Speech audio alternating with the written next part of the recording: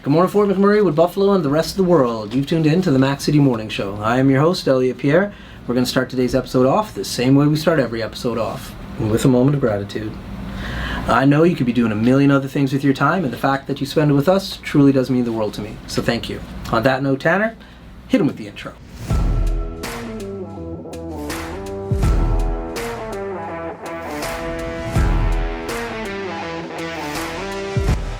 Hey, it's Keith Simpson here. I'm the general manager of Norel Toyota, soon to be Fort McMurray Toyota. Pretty excited for our new dealership.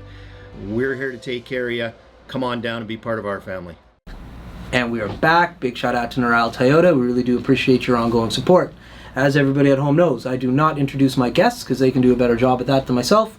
So sir, can you please tell everybody at home who you are and what you're about? How's it going, bro? This is it. Well, my name is George for the audience, and my artist name is Shoku. I come from LA. I came down this weekend to play at the Slush Cup, right? That's what it's called? Yes, sir. Yeah, shout out Slush Cup. They actually give us some pretty cool merch here. But yeah, I'll show them real quick. Maybe edit this little transition out, but... Oh, we don't edit nothing, dog. All right, here we go. Shout out Slush Cup, man. And then shout out everybody here, man. Everyone's super nice. But yeah, I go by Shoku. I'm a DJ, producer from LA. Sweet. So you've been here. How's the temperature been treating you? Oh man, it's been a little colder than usual for sure.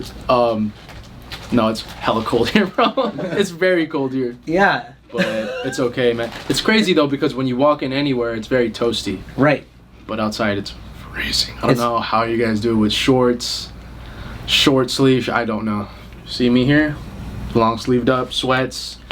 Homeboy with shorts over there. I don't we're understand. sweating and you're in the back. Like I was like, I want to put these windows down so bad right now, but you would die if that cold air was hitting you. Yeah. Oh, that's very true. That's very true. So this is your first time this far up north, obviously. This is actually my first time in Canada as a whole. Ooh, there you go. Yeah. Thank you for having me, Canada. Yeah. Thank you. And so you've had some treats prior to. So how do you've eaten the food, we took you for poutine, you saw a ski hill, you've had some Canadian treats. What would you say about your experience so far? Man, it's awesome. I'm a big foodie, so the poutine fries with pulled pork, awesome. 10 out of 10. All the snacks are awesome. One thing I did notice here is that everything tastes a lot healthier, a lot cleaner. People are great, environment's great. I had a really good time here.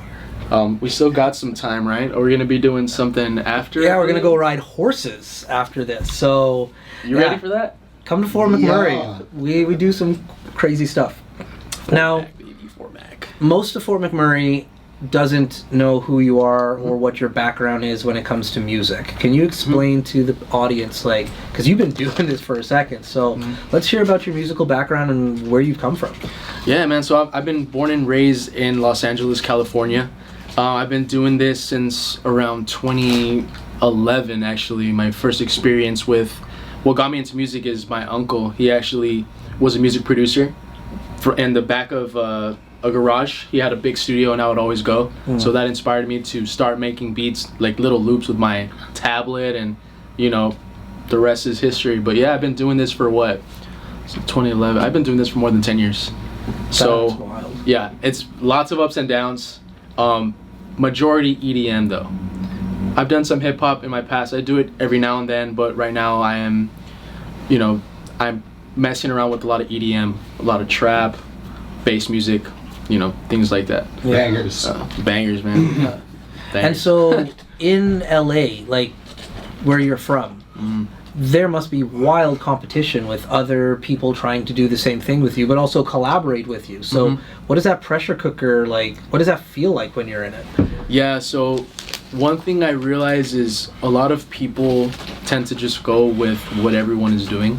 And that's what I was doing for a very long time, up until this year where I finally had something in my mind just kind of switched like a light, like, hey, just do you and figure out your own sound, because, you know, it's very oversaturated in this industry.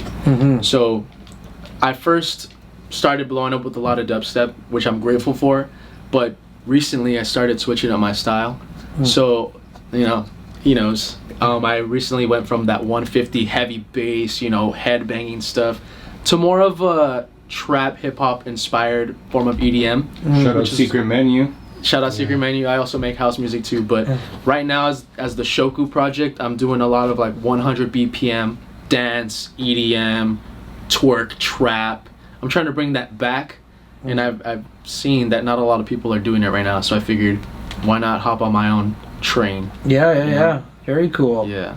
So, at what point in your life did you decide, or did you feel like this music thing is like what I'm going to do? That's a good question.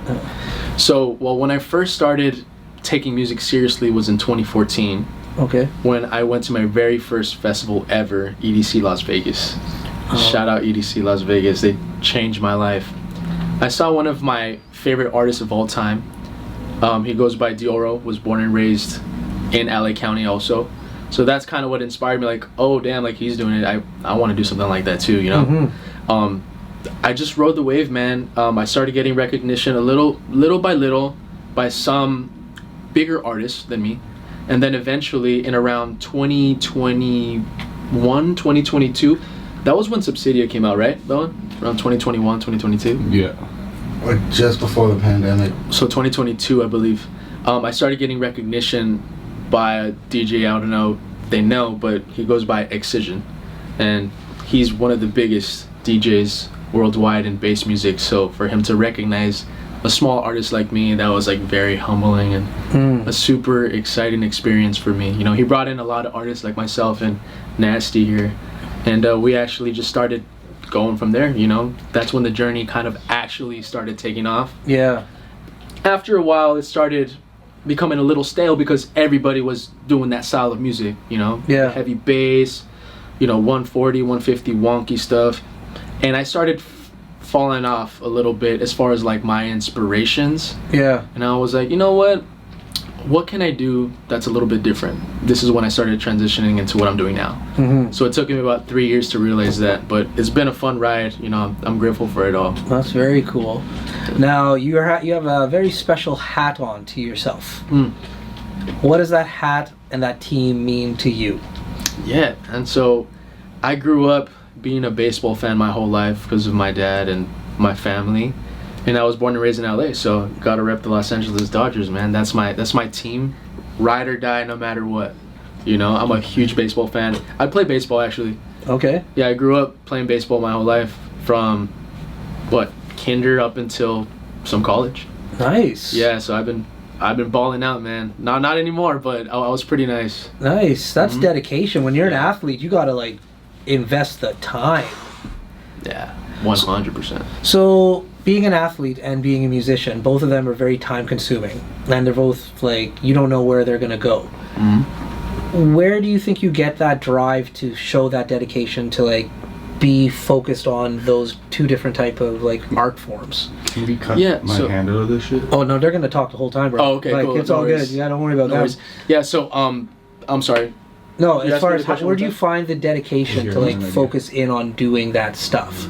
Yeah, so for me, for baseball, it was when I started. Well, first of all, my dad was investing in me as a player to do like travel baseball and like take these extra special courses, you know, to go out there, go above and beyond, and become a better player. You know, that was really fun for me. I genuinely had fun doing it. You know. Yeah. Some people kind of go a certain route because their parents force them to do it. Right. But the thing is, I love doing it genuinely. So to do travel ball, to play high school, play at a college level, Yeah. it's just very exciting. The adrenaline, Yeah. and it's kind of similar to music. The adrenaline is kind of what keeps me going. Like, especially when people come up to me or like hit me up on Instagram or wherever, Yeah. and they tell me, "Hey, man, like, your music's cool. You know, it inspired me. Now I want to do that." You know what I mean? Because I was that kid once. Right. You know, like that's like the coolest feeling ever when they like Who'd you play for? acknowledge. Huh? Who'd you play for? Who'd I what play was your for? college? I played at ELAC, East LA College. Okay, cool. Yeah, but that was very short-lived because I ended up moving because of family and stuff like that. But I played majority. High school was kind of like my peak. Like I played varsity. What position? Oh, dude, I was pretty utility. Yeah. I played second base. I played all outfield, pitcher, sometimes third base, but a lot of that, yeah. Dope. Do you play? Yeah, I played first base and then backup left field. Nice. Yeah. Dude, I love ball, bro. I should have brought a glove or something, man. We could have played some catch. Yeah, I was not as competitive as you. I hyperextended my knee when I was 12 years old, and that sucks, dude. That kind of ended baseball for me. But yeah. I love the sport still, so. Yeah. No, I love it too. You got a bat in the corner there. Yeah. You got to make sure you're ready to play a game at any time, right? Yeah, dude. Yeah, that's exactly it. So, from a Canadian perspective, LA has always been this place, especially for me. I love rap music. So, when you're in LA and that, crap. Well, Tanner tapped his watch. That means we are out of time. All right. But before I cut you loose, everybody gets a shameless shout out or plug. So you have the mic, the camera, the lights. Yep. Have fun. So I just shout my music out and stuff like that? You can shout out anything. We've got right, cars, moms, whatever. You know. Couches. Couches. Yeah, Couches bro. got shouted out this morning, yeah. We're casting couches right here? Yeah. No, I want to shout out Canada. I want to shout out Fort Mac. I want to shout out everybody here. You know, everybody's been awesome. Canada's awesome. Everyone's amazing. Food's amazing. I had a great time. But yeah, man, I go by Shoku again. Thank you guys so much for having me. You'll find me on SoundCloud at Shoku. Instagram, I am Shoku. There we go. Well, Fort McMurray with Buffalo, the rest of the world. That's been another episode of the Mac City Morning Show. From the bottom of my heart, thank you very much for tuning in. Big shout out to our title sponsor, Noral Toyota, as well as Carrie from Patchouli Rose and the beautiful people at Coldwell Banker. Hope everybody's having a great day, and we'll see you tomorrow. Peace.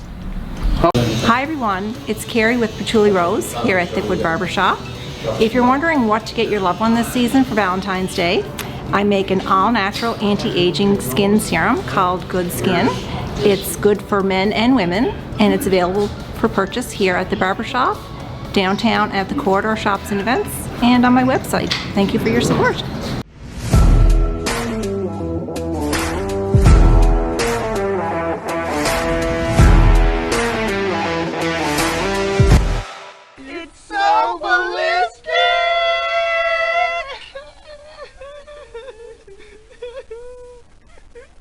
Talk about quenching your ugly thirst.